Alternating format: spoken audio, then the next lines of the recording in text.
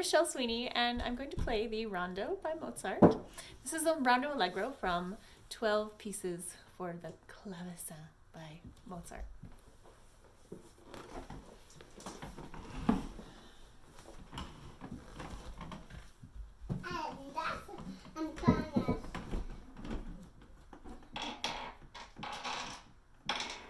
It's not Spanish, Jamie, it's French. That was easy. Clavecin is French.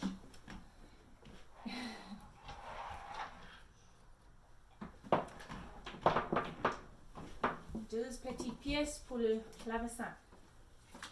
What's that mean? That means 12 little pieces for the piano. What could be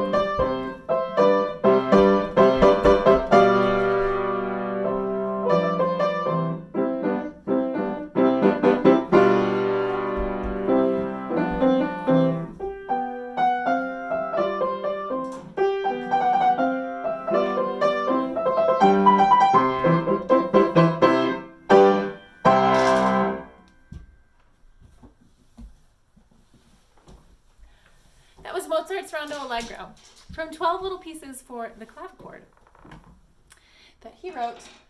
And I love this piece because it is so brilliant, so full of life. And I'd love to talk about it just a little bit and tell you how you can make it sound authentically Mozart, how you can give it that sparkle and that magic that Mozart has. So I think there are two concepts I really want to focus on. And one is that the tempo needs to be really strict with Mozart. You can't really pull it like taffy the way you would with romantic music. This is early classical, and it really needs to have a very even tempo. It's very important with Mozart that you keep the tempo nice and straight, without any push and pull, rubato. Sometimes there are phrases that make you feel like you might want to just push into it or give a little bit of musicality. But in Mozart, the musicality is not in playing with the tempo at all. Musicality comes in your articulation. It's the way you touch your fingers to the notes. And so it's more about whether you lightly brush and pull your fingers to get kind of a crisp sound, or maybe a little bit more arm weight, leaning into the keys to have them speak louder. Things like that will give you the touch and the feel of Mozart that will make it sound really, really classical. So let me demonstrate a little bit of the push and pull rubato effect, like what that would do to this piece, and then you can tell me whether you think it sounds good.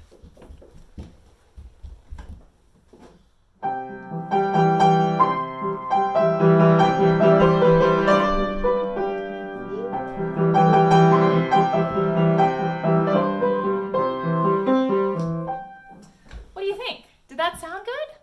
That's kind of the way that we push and pull when we're playing something like Chopin. In Mozart, it doesn't really work very well. You can push and pull with dynamics and with your articulation, but you don't push and pull with the tempo. So let's play this just now, very strict, as if we had a metronome going. Just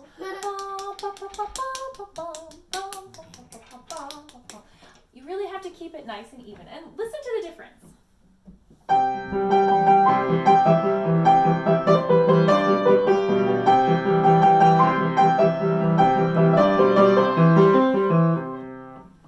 Do you hear the difference there? So with Mozart, it's really important that you have a very strict tempo and that you keep it nice and even and perfectly like almost mechanical. Like it has to. you don't want it to sound mechanical, but you want the tempo to be mechanical. You want it to be just as even as possible. And the sparkle comes from the way you touch the notes. So let's talk about articulation a little bit. So there are a couple of things going on in this first opening phrase.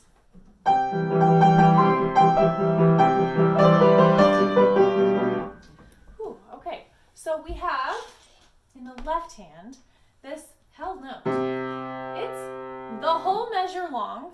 It's a dotted half note, but we're in 6/8 time, so that basically means it gets the full measure.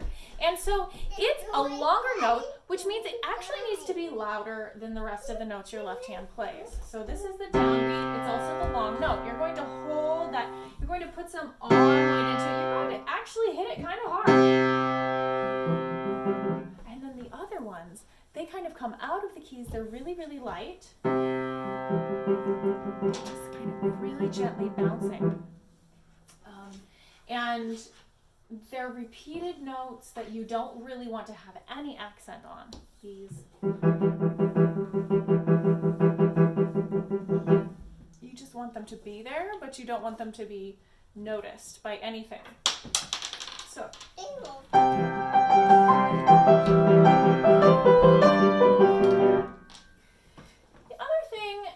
To do when you've got so many repeated notes is you have to give them a place to go. So we don't stretch with the tempo at all, but we do stretch with dynamics. So we have 5 repeated notes in the left hand. We have 4 repeated notes in the right hand. We've got a lot of repetition. And what that does is it gives you the chance to get louder and louder and louder. You grow with each one. So you're going to play this note at a certain level of dynamic.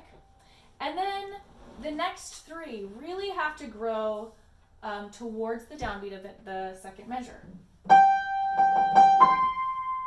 So it's like this one's accented, these ones are all going up to the C. In the way that you kind of make them grow is by playing this one medium, this one a little bit louder, this one the most, and then we really land on this one. Okay. I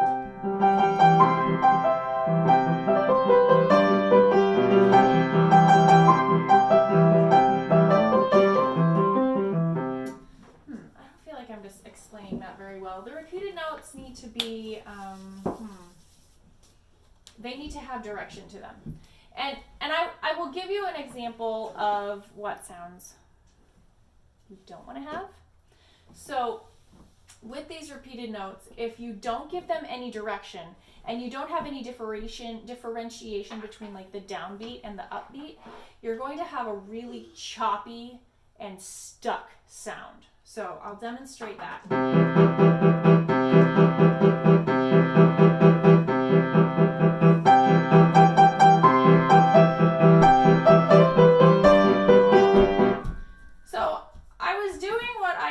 Do, right? I was playing that really rhythmically and exactly in tempo. Something was different though. Did you notice what was different? Could you hear a difference? The difference was that I wasn't giving any direction to my repeated notes. And those repeated notes are so important. They're how you make the music move. It's almost like if your song is an ocean, they're the ocean wave. They're giving it like the momentum it needs to get to the next beat, the next measure. And you really have to kind of grow with these repeated notes. So you have to like start out little and get bigger. You have to have a little bit of swell, crescendo. And then you also really have to kind of, as if it's a wave, you have to really crash on that downbeat. So really give us an accent on the downbeats and kind of push with your dynamics, push those repeated notes towards that downbeat. So I'll demonstrate that one more time. Listen to me and listen for that push towards the downbeat with the repeated notes.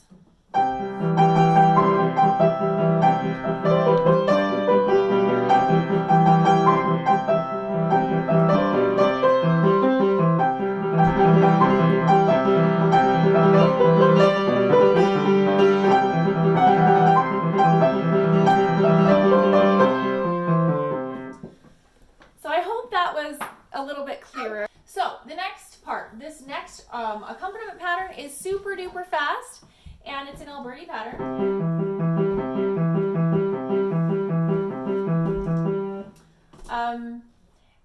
I wish I could find words to explain what that feels like when you're playing it really fast.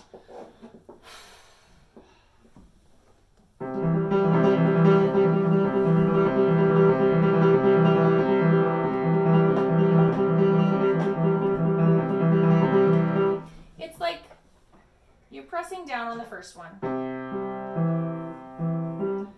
and then you're kind of moving in with the others. So it's like down, up, forward, down, up, forward, and then your thumb kind of fits in between. Down, up, forward, down, up, forward. All of these notes are going to stay deep in the keys. So I'm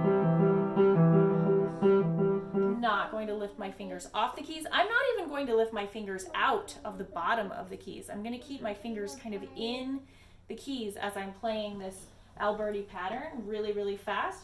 So, I mean, most of the time I'm playing it, can you see this? I'm going to have the keys at least partially pressed down. You can press the keys down even when they're not all the way up.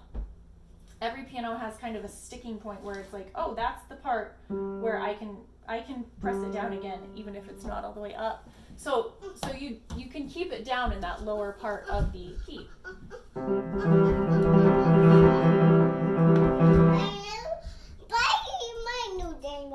I will play your new game with you in a minute.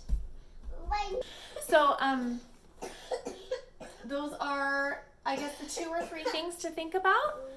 Even tempo, but within that even tempo, using dynamics to push towards the downbeat and accenting your downbeats.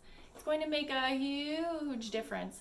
And then with your Alberti patterns, especially when you're really fast playing those in 16th notes, you want to stay really low in the keys, and then you go down with your first note in the Alberti pattern, and then kind of have this down, up, forward motion.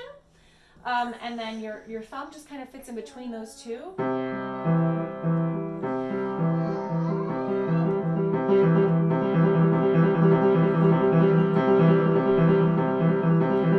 Like that. So you can get faster if it feels like you're really pressing into the keys. The other thing about playing those really fast Alberti patterns is that I honestly feel in my hands more like I'm playing a blocked chord than an accompaniment pattern that's split up. It doesn't really feel like a rolling bass at all. So I kind of have that stiff, kind of rigid feeling in my fingers, and I'm wiggling my wrists to articulate the notes. So it's really subtle. But rather than doing like finger, thumb like this, I'm doing wrist, wrist, wrist, wrist, wrist. So it's kind of a wrist wiggle, like the same feeling as like you're doing a trill, but it's a little bit farther apart. So it's kind of this like wobbling back and forth. And that feeling, like wobbling a chord or trilling a chord rather than individually moving each finger, that's how you can get it fast. So those are a couple of thoughts for the first little section of this Mozart Rondo. And I have a 2-year-old who really needs to play a game with me. So I will get more into this later, but I hope that's a little bit to get you started. And happy practicing. I love Mozart, so this is really fun for me. I hope you learned a little bit from this video, and please check out my other videos. I do a lot of Suzuki piano lessons for kids, and I'm happy to teach you anything you want to learn. Just let me know in the comments what you're working on, and I'll give you a little bit of lesson from a classical musician's perspective. Bye!